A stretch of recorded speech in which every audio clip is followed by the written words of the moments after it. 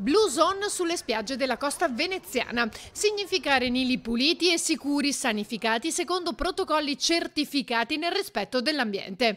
Il presidente Zaia ha presentato a Jesolo il progetto Costa Veneta Zona Blu, definendolo un biglietto da visita per le nostre spiagge. Si tratta di un protocollo d'intesa con la rete Venice Sense e Union Mare Veneto che certifica le operazioni di sanificazione e cura ai 150 km del litorale veneto. Insieme al governatore gli assessori Caner e Calzavara.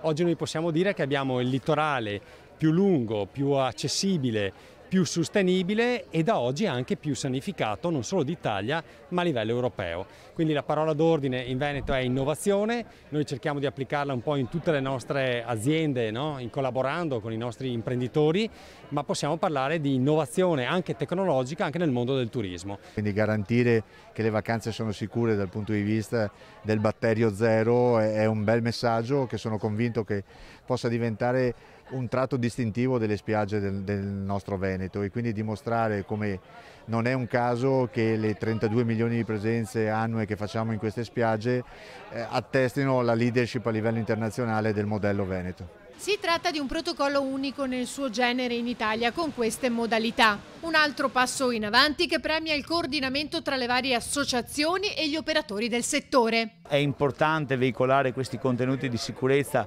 proprio per far comprendere ai tanti ospiti italiani e stranieri che le spiagge del Veneto sono pronte, sono aperte ad accogliere tutti coloro che vorranno venire a trovarci e di offrire le nostre 10 meravigliose spiagge al più alto livello di sicurezza possibile.